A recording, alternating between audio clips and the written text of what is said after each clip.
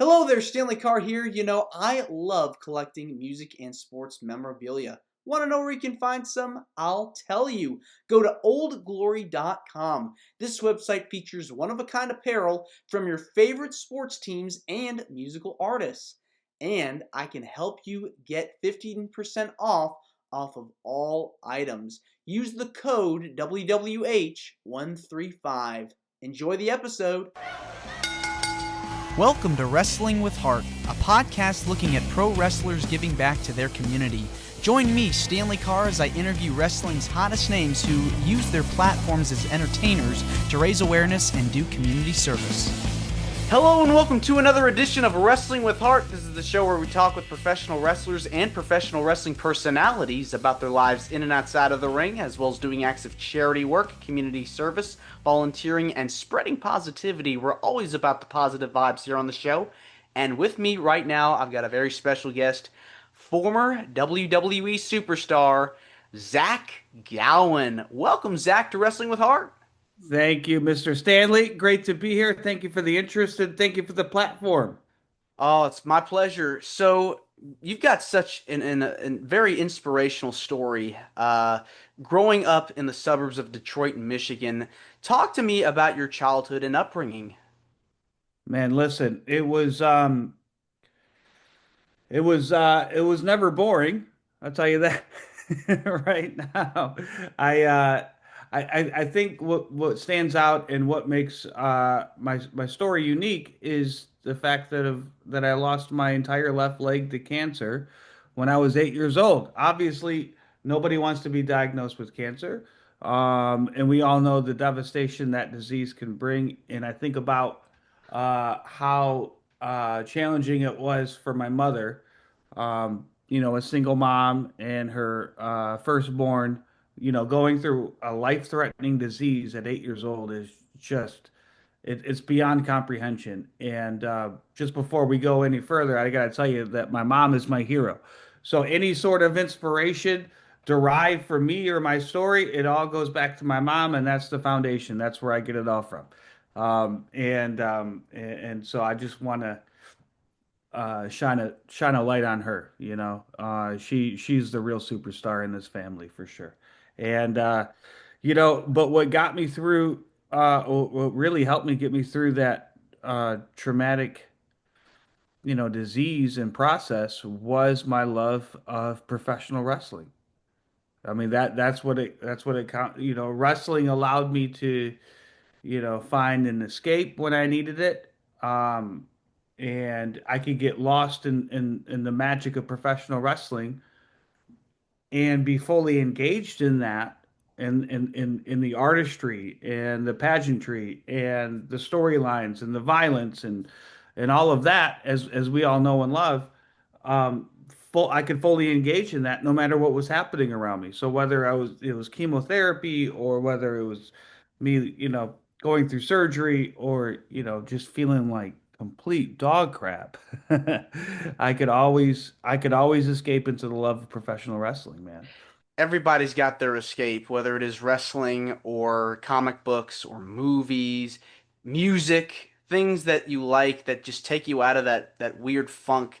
Uh, as you pointed out earlier, it was traumatic. 8 years old is very young, let alone at any age to discover a life-threatening illness or disease. Do you remember the first time you had heard that you got cancer? Yeah. So what happened was I sprained my knee playing soccer at recess in the second grade. And the reason why I sprained my knee was because of the tumor growing on my left femur. But obviously, we didn't expect that, or the doctors didn't look for that. We just treated it as a sprained knee, which is something very common in active children, and I was a very active child. But the problem was, over the next 9, 10 months, my leg would never heal. It got worse and worse and worse, and the pain kept increasing, and the leg kept breaking. We couldn't figure out what was going on until the doctors did a biopsy, and the results came back, and they were conclusive. The reason why I broke my leg in the first place, the reason why it never healed, was because obviously of the tumor. And at that point, it had been in my body so long that the doctors were like, listen, they sat my mom down and said, if you want to give Zach his best chance at seeing his ninth birthday, we recommend an amputation of the leg, to literally cut it off at the source. And so action had to happen, and it happened very, very quickly. It was determined within a few weeks that we were gonna amputate. So, um, you got a picture. I went through like 8 months of just being in pain all the time and being uncomfortable and being in and out of hospitals and trying to figure out what was happening. And then all of a sudden, it got ramped up and turned up to 100. Like, hey, listen, this is a very serious deal, and it's going to require some insane surgery and aftercare as well, So my whole life got turned upside down. Yeah, I mean that's very hard, especially going through all that stuff and the surgeries and the therapies and all that stuff. It just weighs you down, wears you down, and just it's like yeah, you're stepping into a new world, so to speak, because you're now dealing with this, and you got to figure out how am I going to work around this issue? How am I Mhm. going to work around this? And so wrestling seems to be a real passion of yours, as you mentioned a bit ago, growing up. Who are some of your favorites growing up that you just idolized? Man, number one, first and foremost, was the Ultimate Warrior. That was my guy. You know, I mean, everyone knows him, and I don't think he really gets his due in terms of the popularity, and the moments that he had. Especially with Hogan at WrestleMania in Toronto at the Sky Dome, man, and how he captured my generation. Hulk Hogan was maybe a few years older than me, but I at the right place at the right time when the Ultimate Warrior just burst onto the scene, man, his star shined bright for sure. So that I mean that was my guy. That was my guy. Yeah, when you get people that like you're into and just inspire you to do great things, it definitely it hooks you in right away when you're starting to watch these people on television and these characters, come to life, and then it makes you want to get into the business too because they're larger than life, they're big, and all of a sudden when you get that light bulb goes off and you decide, hey, I want to pursue this as a career. Now I got to train. Do you remember the moment for you where you went, this is what I want to do? 100%. It was in August of 1996. I was 13 years old. I remember the moment. Um, I was on vacation with my family, and on the TV was WCW Saturday Night, and I saw a match between Rey Mysterio and the Ultimo Dragon. And when I saw that match, it clicked in me that maybe this is something that I could participate in. You know, I I knew that I was never going to be 6'4", 285 pounds. That was out of the realm of possibilities for 13-year-old Zach. But when I saw the athleticism on display and I saw the high risk and the ability from those two wrestlers, I thought to myself, well, listen, I'm a smaller guy. One leg or not, I'm pretty athletic. And this is something that I can relate to a lot more than I can, um, you know, the Big Show doing a choke slam or the Warlord doing a press slam, like, or Hercules Hernandez coming out looking like this. Like, I can't, I love all of that. But the first connection, the first bridge that I crossed of where I'm at in the world of professional wrestling, that bridge was paved by Ultimo Dragon and Rey Mysterio. Yeah, and the cruiserweight division was white hot at this point because you had Ray, you had Ultimate Dragon, you had Eddie, you had Chris Jericho, Chris Benoit, and all these different guys. It was one of the highlights of WCW programming during the late 90s. And of course, it just went from there, went across the board. And so many people today, I think, have been inspired by the cruiserweight division. And going back to your career, 13 years old, you start training. What can you tell me about your training process? Because it's a very tough business that you enter in, and with your story, I'd imagine it was even harder.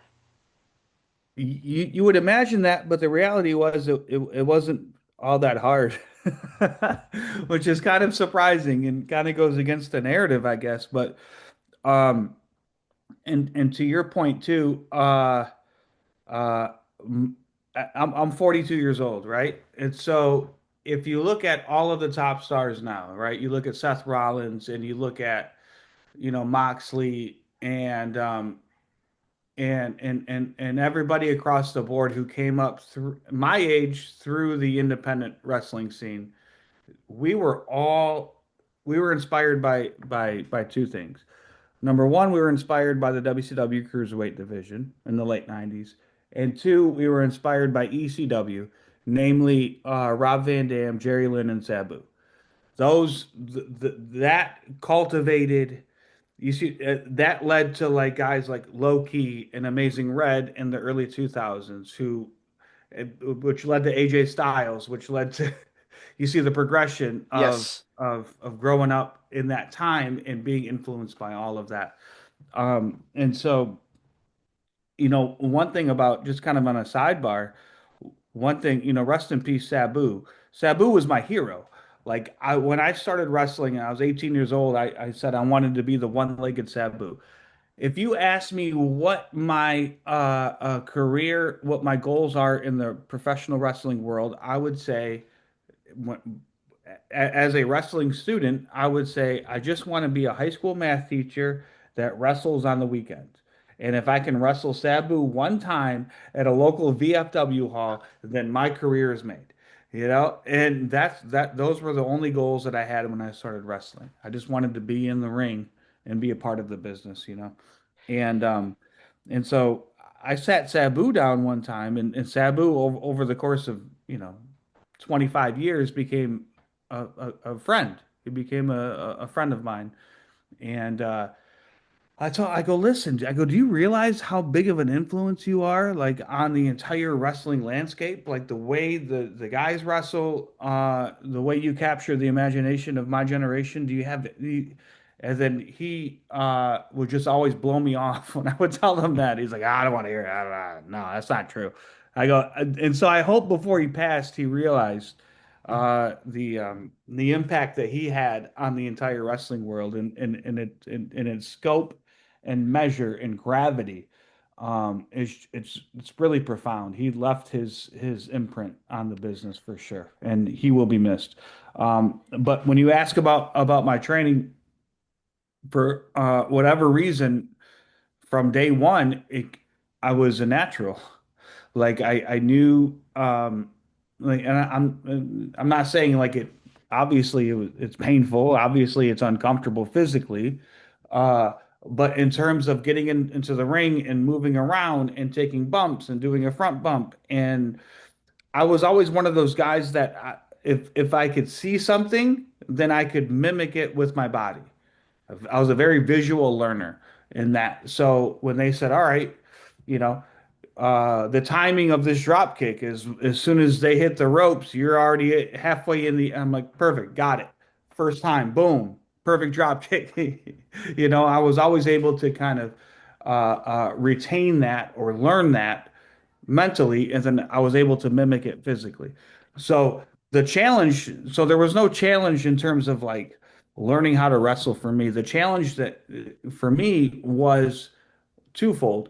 One, figuring out how to wrestle on one leg so it makes sense. And two, figuring out how to like trying to get booked and trying to do something for the first time because I had a lot of resistance from promoters when I started out, which was, hey, we think it's great that you're doing this, Zach, but and it's inspirational and it's great, but you know, from the promoter side, they're thinking to themselves, well, how is my audience going to react to this? Like, no, there's never been a one-legged professional wrestler there besides Kerry Von Erich. There's never been, but that wasn't advertised as such, you know. Um, will my audience be uncomfortable? Will they laugh? Will it be weird? That sort of thing. So that was the barrier that I had to overcome in the beginning. But the actual wrestling stuff came very naturally to me. What was something that kind of like motivated you to keep going when things were hard? Because as you said, like you were trying to get booked on shows and you're putting your name out there, and when you're in that kind of phase where you're trying to figure out how can I get out there, how can I do this for a living, what's something that kept you going? Like, man, I want to keep doing this. I don't want to give up here. I want to keep going. Um, I think it was my passion for performing. Like that was so strong within me that I was willing to take the hits that came along with that, you know? Um, and also success for me in wrestling happened very, very quickly. Within my first year, let's see, I had my debut match March 16th, 2002.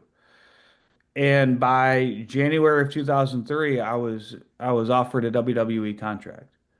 And so in other words, there wasn't enough rejection for me to experience for me to even think about giving up. Maybe if that process happened, there was a bigger time window and I had a lot more rejection that would have uh, worn on me and made me think about giving up and quitting, but there just simply wasn't enough time for that. Well, let's talk about your WWE run because you were there for well over a year, getting to work with so many different people. Your debut, you get brought in, work with Hulk Hogan and Roddy Piper. You can't ask for a better debut than that.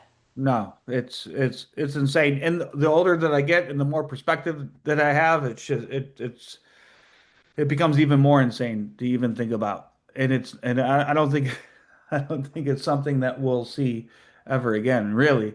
A guy literally, you know, picked up off the street with a one of a kind, unique gimmick, getting to work with not only wrestling legends but cultural icons like Hulk Hogan and Roddy Piper and Vince McMahon and those guys. It's mind blowing to think about, and it's kind of like right place, right time.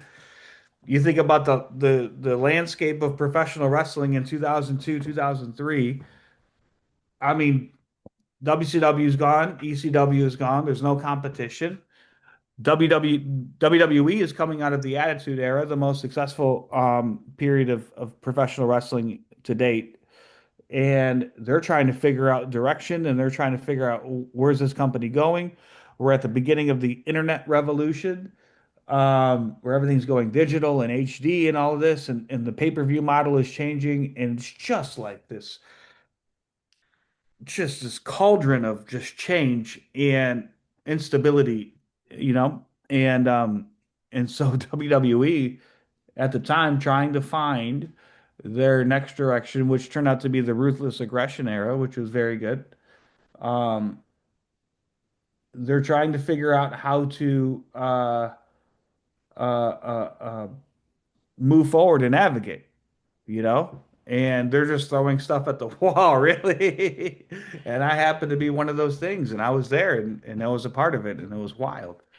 You had a feud with Vince McMahon that I think turned into one of the best programs during that time. I think that you were able to have that storyline with Vince, and that later led to your match with Brock Lesnar, which fans still talk about to this day. Walk me through going into TV, being told, "Hey, you're going to wrestle Brock tonight," and this is in your hometown, if I'm not mistaken, as well. That's right. Yeah, it was at Joe Louis Arena in Detroit, Michigan. Um, and that day I was supposed to wrestle Matt Hardy, just to show you how insane the WWE or the television business is, or the wrestling business that has a television like that. I mean, things can change up to the last minute, and they often do. So that day, I woke up thinking that I was going to wrestle Matt Hardy in Detroit, and I had my friends and my family there, and it was going to be we're going to have a good match, and we're going to progress our storyline. Who Matt Hardy to me is, I mean, he's a hero in the wrestling space. One of those guys that I don't think gets his proper due. I think him and Chris Jericho, I hold in very high esteem in terms of their ability to stay relevant, reinvent themselves, and entertain on a week to week basis. It's just, I wish I had that ability where I could just like think of an idea or a creative and then dive into it and totally forget it. But I have one leg. Like my gimmick is so like we can't ignore that and we can't forget about that for me to do all the fun stuff that those guys get to do, you know? And everything they do works, man. Like those two guys are just like it's such a talent and a skill to be able to every 2 years reinvent yourself and be just as creative and just as engaging and have same quality of storylines and wrestling matches. Those two guys are my heroes, man. Like it's insane what they're able to do. But I will say that morning I woke up and I was going to wrestle Matt. That's what it was going to be. And then I get a call from Bruce Pritchard, probably around 11 a.m. or something. And he was saying, "Hey, listen, plans change. Is your mom available to be a part of the storyline tonight?" And I go, "What's going on?" And he's like, "Well, you're going to wrestle Brock." And at that point, my eyes got real big because I'm like, "Oh, that's a big deal. This is gonna be a big deal." And he's asking for my mom. So I call my mom. My mom's at work. She works in Ann Arbor, Michigan at the time, And I go, "Hey, mom, can you get to the arena today? Can you leave work right now and come to the arena?" And she said, "Yeah." And then she was there by, 1 o'clock, 2 o'clock, something like that. And we went over the creative, and I knew that it was going to be memorable. I knew it was going to be really, really special.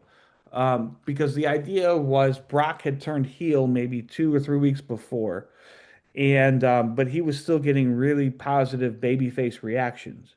And so the idea was, what can we do to get the audience to hate Brock Lesnar? What if we beat the shit out of the most sympathetic babyface in the company in his hometown in front of his mother, his little brother, and his grandmother? Yeah, and that was the creative direction, and that happened all within a couple of hours. And then we went out there and we had that match, and it's one thing that I'm really really proud of. I love that match because it's one thing that fans to this day in 2026, um, if they recognize me or when they recognize me, it's the one thing they always bring up is, "Hey, I was 7 years old and I watched Brock Lesnar kill you, and I'll never forget." It's like it imprinted, ingrained, burned into the memories of like a lot of these wrestling fans, and I feel very grateful that I got to be a part of that moment that a lot of people remember. I think it's very special. What was Brock like to be around backstage? Brock was awesome, man. He was great. I love Brock. I got along really, really well with Brock Lesnar. He was always kind, respectful, showed up on time, and most importantly for me, he took care of me in the ring that night. And I didn't leave that match any worse for wear. And it's a testament to his professionalism, his ability, because obviously if Brock Lesnar wanted to hurt me, there's nothing I could do about it. And so the amount of trust that goes into that and his ability to make it look so insanely devastating, right? Because this is a big moment in his career too, and his ability to do that while keeping me safe, he'll always have my respect. And the fact that after the match, my family came backstage, and my grandmother was really really concerned about me, and she thought she knows that wrestling is entertainment, but she got caught up in the moment that night and she thought that her grandson was getting hurt for real. And so Brock Lesnar came over to her and consoled her and Oh. said, "Hey, Grandma, see, he's okay. It's all good." And I'll always appreciate that. Lowering my grandmother's blood pressure in that moment was very, very kind to me and something he didn't have to do, but he did. Talk about suspense of disbelief. I mean, the heat that you guys got that night was insane. And then a few weeks later, he pushes you down a flight of stairs. I mean, talk about scary. Yeah, it was they attached Brock to me to get him to that level of heat from the audience that allowed Brock to go on and do all the great things that he did moving forward. But they had to get Brock here in order for him to kind of continue his path as a top WWE superstar. I mean, to be a part of those moments looking back, it's like, wow, I can't believe I actually did this. 100%. Um, it's insane to me to think that at 20 years old, I mean, my son's 13. I can't imagine he's 7 years, 6 years away from being that age. It's just wild to me to think that as a kid, um, that I was able to that they entrusted me enough to deliver and to perform and to be and to work with my heroes. To walk into the office every day, no, there's the Big Show, or there's Hulk Hogan, or there's Eddie Guerrero, there's Chris Benoit. These are the guys that I grew up idolizing. There's Rey Mysterio. Oh my God, I'm doing shots with Rey Mysterio at a bar in Miami right now. This is wild. There was so many like moments that I had like that while I was there. It was just insane. Now, outside of wrestling, I know you've been doing a lot of motivational speaking and have been going to schools, talking to kids. Talk to me about what made you decide to get into that. It was all by accident, really. I had no intention of, just like I had no intention of being a WWE superstar. I do things because I feel compelled to do them, and I feel like they're the right thing to do. And then all of a sudden a path opens up, and then I get to walk the path, and then it leads to a life that I never knew was possible.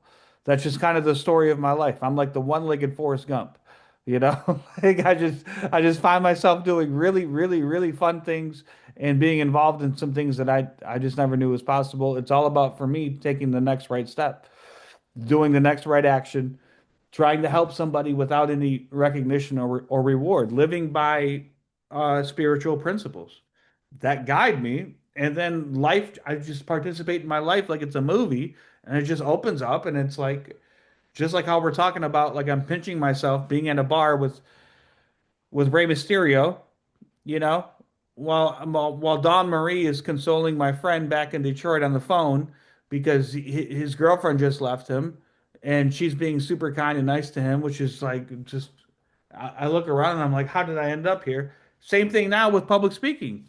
I get to travel the country and work with hundreds of thousands of parents, teachers, and students from all over this country, and I get to offer a little bit of value to them, and it's just like, wow, this is incredible. How I started doing that was it was an accident, really. I had I was booked on an independent wrestling show in the middle of nowhere, Iowa. And the promoter happened to work at the school, the middle school where the show was being held. And he asked me to come in a day early and to talk to the students to kind of promote the show. And so I said yes, and I did it because for me, the answer is always yes, unless I have a good reason to say no. And I'm scared or I don't want to do it is never a good enough reason for me to say no. That's kind of the rule I live by. And so I go and I do this talk in front of these students, and it's not a great talk. I mean, obviously, it's like the first time you do anything, you're not going to be good at it. I would imagine your first podcast wasn't very good compared to what how it is now, Stanley. You know, and I'm giving this talk, and then all of a sudden I realize that I'm really enjoying what I'm doing. There's a moment there where I'm connecting with the students, and I think to myself, "Oh, I want to do more of this." So I go home and I Google youth motivational speakers, and I get a list of like 20 websites, 20 emails, 20 contact forms, and I fill all of them out, and I reach out to every single speaker that I find, and I say, "Hey, my name is Zach. This is my story. You do what I want to do. Can you help me?" That's what I send out. And out of those 20 emails that I sent out, I got one email back And his name is Carlos Ojeda Jr., and he is the best speaker in the world. And he is the CEO and co-founder of CoolSpeak, the company that I work for now. This was 13, 14 years ago. And the only reason he emailed me back was because he recognized my name because he was a fan of WWE back when I wrestled for WWE. So he thought to himself, Zach, I know Zach Gowen. Let me talk to him. And then that was the first domino that opened the door to the life that I get to live now. What are some things that you discuss with the students that you speak with? It's for me all about I share tools on how to build resilience. I share I share the principles that are time tested, scientifically proven, and principles that I employ and that I live to the best of my ability on a day-to-day basis. And I become a demonstration of what living a principled life can bring. And I share about the ability to ask for help, how important that is, and how to do that because life is hard. Everyone's going to struggle, no matter who you are, where you're from, or what you look like. Developing the ability to ask for help is the strongest asset that I have. The ability to receive help, that's another big one because a lot of us can say, "Hey, listen, I'm struggling with this or I need help." And then we get the answer that we need, but it isn't the answer that we want. And so there's some resistance to it. Now all of a sudden our ego is being attacked. Now all of a sudden our fear button is being pushed and we push back and we don't make the necessary steps to change. Now we continue to stay stuck. The ability to reach back and help somebody else out. So leadership through service, being part of a community, being part of something bigger than you. All of these, man, this I take all of these principles and I put them into a I put them into a program that and I put it into language that students and parents and teachers can digest. And hopefully it makes an impact. Hopefully it connects. And then the idea is they take my talk or my workshop or my workbook or whatever it is, and they implement those ideas into their lives to improve their lives. That's so amazing. You know, you're out there making a difference and you're talking to these kids. I'm sure you get a lot of feedback from these students after you finish your talks. I, tons of feedback, tons of feedback. And now it's never been more important to have examples, living examples of what can be possible. There's a lot of despondency. There's a lot of apathy out there, and there's a lot of disconnect with students and they're out in the outside world. The idea is that the world is a very, very big place, and there's lots of possibilities, and there's many paths to success, and you can be successful, you can be happy, you can be joyous, and you can be free no matter what you've seen, what you've been through, or what has happened to you. It's possible. And a lot of students, not only students, but a lot of adults, between me and you, Stanley, I'm sure you go out in public and you see the insanity that's out there, man. Um, a lot of people, I think, can use this message for sure. Yeah, you got an inspiring one. You're aiming to pay it forward to other people. Amen. What is it about giving back to the community that gives you the most joy? It allows me to uh be fulfilled in ways that temporary kind of relief or joy or happiness can't, you know. Uh I think fulfillment should be the goal rather than feeling good. Fulfillment over feeling good. That's my next t-shirt that I'm gonna Hey, that's a good one. Yeah. I think if more people search for fulfillment versus feeling good, I think society will be in a much better place. I really do. But the idea is helping others helps me ultimately, you know. It allows me to sharpen my tools in my toolbox so that I can deal with the stuff that life throws at me.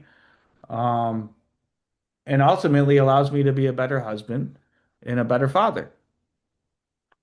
Kindness goes a long way, and the more we can spread kindness and joy to other people, it'll just make the world a better place. I think so, man. I'm with you on that.